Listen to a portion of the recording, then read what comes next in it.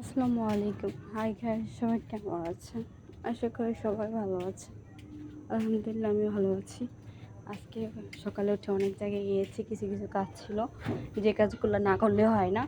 আজকে বারে বৃহস্পতিবার, আজকে আমাদের এখানে একটা হাট বসে, তো সেখানে যাব কেনাকাটা করার জন্য, বিশেষ করে একটা আলুর বস্তা আনার জন্য। কারণ বর্তমানে যে অবস্থা, ৮০টি পাল্লা থেকে রাতারাতি ২০ টাকা বেড়ে গেছে, হাফ ডাউন করতেছে প্রতি কেজিতে ২-৪ টাকা। তো হচ্ছে আমরা যারা মানে আমাদের মতো যারা একটু গরিব, তারা হচ্ছে যে অবশ্যই আমরা হিসাব করে চলাফেরা করব। কারণ আমাদের তার না বড়লোক না যে চাইলে ব্যাংকে থেকে টাকা এনে তুলে খেতে পারবো। তো যাই হোক, আমি আমার নেওয়া ছিল, হাতও বেশি টাকা ছিল না, অল্প টাকার ভিতরে কীভাবে সব কিছু শর্টকাট করা যায়। তো এতগুলা মানুষ ঘরে খাওয়া দাওয়া করি, তার জন্য আজকে চলে গেলাম রেডি হয়ে হাটে। আমাদের এখানে বৃহস্পতিবার এই হাটটা বসে অনেক বড়, কিন্তু অনেক সময় বেশিও রাখে কমও রাখে। কিন্তু আমি ফার্স্টে যে আমার হাতে সময় কম ছিল, দেরি হয়ে গেছে। আসলে আমি কি বলবো, তাড়াতাড়ি আর কাজ করতে পারি না। আগের মতন যতটুকু পারি ওটুকু আলহামদুলিল্লাহ, আল্লাহ একটু সুস্থ করে দিলে হবে। তো এখানে আমি আলুর বস্তা করতেছিলাম। এখানে রেট ছিল একটা ৮০ টাকা, একটা ৯০ টাকা পাল্লা। তো লালটা ছিল ৮০ টাকা আর সাদাটা ৯০ টাকা পাল্লা, মানে ১০ টাকা বেশি আর কি। এখানে পাইকারি দামে রাখে আর কি সব কিছু। তো আমাদের লালটা না, আমার নানু বলল হচ্ছে সাদাটা নিলে ভালো হবে, আর সাদাটার দাম বেশি, মানে লালটা থেকে আরও প্রায় ২০০ টাকা মানে বস্তাতে বাড়তি। তো যাই হোক, আমি ৮৮০ টাকা দিয়ে একটা বস্তা নিয়েছি, ৬৫ কেজি আলু থাকে। তো ওইটা নেওয়ার পর ওখানে রেখে আমি বাকি কেনাকাটা যা আছে সব কিছু, আজকে আমি ২ বস্তা আলু নিয়েছি, আর হচ্ছে অনেক সবজি নিয়েছি। বস্তা লাল, এক বস্তা সাদা। তো হচ্ছে দুজনের জন্য নিয়েছি। তা অনেক সবজি কেনাকাটি আমার ক্রমে এরকম এক সময় গেছে, ডাক্তার আমার ২ কেজি ওজনে বেশি মানে করতে না করছে, হাইস্টে গেলো ৫ কেজি। কিন্তু এরকম একটা সময় আসে, কারোর আসে কেউ বসে থাকতে হয় না। এখন আমার আলগানো নিষেধ, কারোর দিয়ে আলগাবো?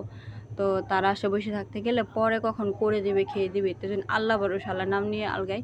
আর আমি দেখি এগুলো, চোখে দেখে সহ্য করতে পারি না। অনেক মানুষ হচ্ছে দেখে সহ্য করে, কিন্তু আমি সহ্য করতে পারি না। বাঁচানো মালিক আল্লাহ। তো যাই হোক, আমি কতক্ষণে কাজগুলো সারবো।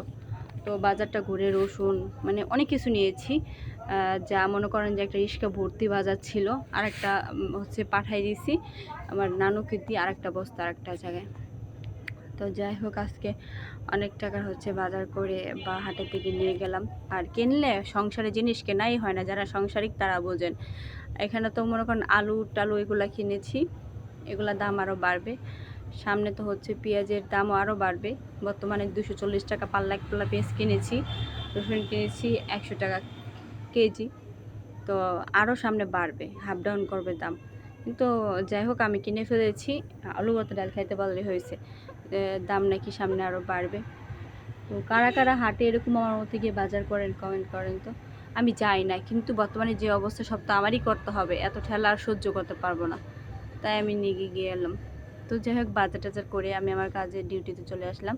আজকে লেট করে এসেছি, আসার পর ম্যামের সাথে আবার ওই যে ওখানে চাষারা ওই পার্লারে আসছিলাম। আসার পর দেখি প্রায় মানে এত তাড়াতাড়ি উদ্বোধন হবে আপনাদের জন্য, মানে এটা কাজে মানে দিনরাত ২৪ ঘন্টা মানুষ খাটতেছে। তো আজকে রং করতেছে, একটা সুন্দর ডেকোরেশন করলো এখানে। এত দাম, আমরা মনে করি কি একটা জিনিস না দিতে হয়ে যায়। আসলে আমি সামনে থেকে দেখতেছি যে হচ্ছে এইটুকু নকশার জন্য, আরেকটা নকশার জন্য কয় লাখ টাকা যে নিল বাবারে। কেউ কি গেস করতে পারেন যে কত টাকা নিবে এখানে? তাহলে কমেন্টে জানান।